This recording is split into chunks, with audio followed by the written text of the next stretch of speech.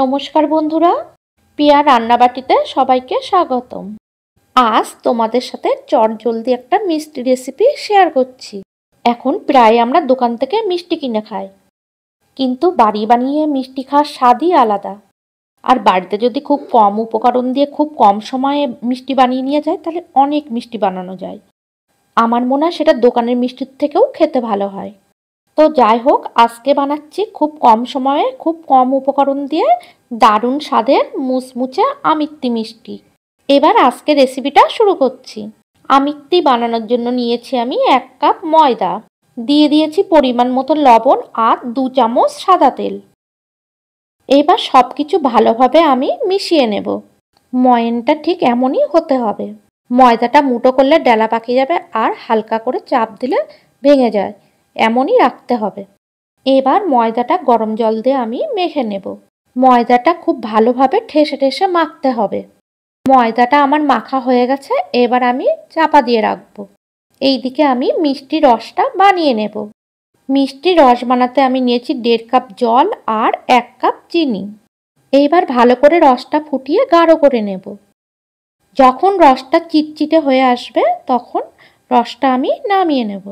একটু রসটা চামচে করে তুলে হাত দিয়ে দেখলেই বোঝা যাবে রসটা আমার হয়ে গেছে। এইদিকে আমি ময়দাটা আরেকটু ভালো করে মেখে আমি 2টো রুটির আকারে লেচি কেটে নিলাম। এইবার অল্প একটু শুকনো ময়দা নিয়ে আমি বড় রুটির আকারে পাতলা করে বেলে নেব। ময়দাটা রুটির থেকেও পাতলা করে বেলতে হবে। দেখেই বুঝতে পারছো আমি কতটা পাতলা করে বানিয়েছি। এইবার একটা চাকুর সাহায্যে আমি 4 ধার চৌকো করে কেটে নেব। এইবার রুটির মধ্যখানতে সমান 2 ভাগে আমি কেটে নেব। এইবার একটা টুকরো আমি রুটি নিলাম, এবার হালকা ময়দা আমি ছড়িয়ে দিলাম। এইবার রুটিটা আমি লম্বালম্বি একটা ভাঁজ করে নেব। তারপর আবার একটু হালকা ময়দা ছড়িয়ে দেবো, আবার মধ্যখানতে আর এক ভাঁজ করে নেব। এবার চাকু দিয়ে আমি সরু সরু করে কেটে নেব। ভালো করে দেখে বুঝে নিতে হবে আমি কিভাবে কাটছি। দেখে মনে হচ্ছে খুব কঠিন কাজটা, কিন্তু না, একদমই সহজ। এবার ভাঁজটা আমি খুলে নিয়ে সোজা করে নিলাম।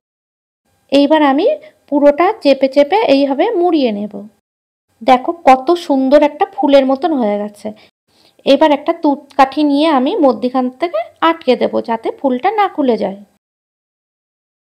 তোমাদের আরেকটা বানিয়ে আমি দেখিয়ে দিচ্ছি। দেখো রুটিটা আমি 2 ভাঁজ করে নিয়েছি। এবার চাকুর সাহায্যে আমি সবটা কেটে নেব। এইবার দেখে বুঝে নাও আমি কিভাবে ফুলের মতন বানিয়ে নিচ্ছি। দেখো আমার আরও একটা ফুল বানানো হয়ে গেছে। দেখো দেখতে কত সুন্দর ফুলের মতন হয়েছে। এইবার একটা তুঁতকাঠি নিয়ে আমি মধ্যিখান বরাবরই আটকে দেব, যাতে ভাজার সময় খুলে না যায়। দেখো আমার সবকটা বানানো হয়ে গেছে। এইবার তেলে ভাজার পালা।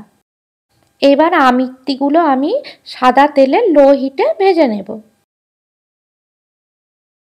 ভাজার সময় ওপরগুলো চামচে করে তেল দিয়ে দিতে হবে, যাতে ওপরগুলো খুব সুন্দরভাবে ফোলে আর খেতেও যাতে মুচমুচে হয়।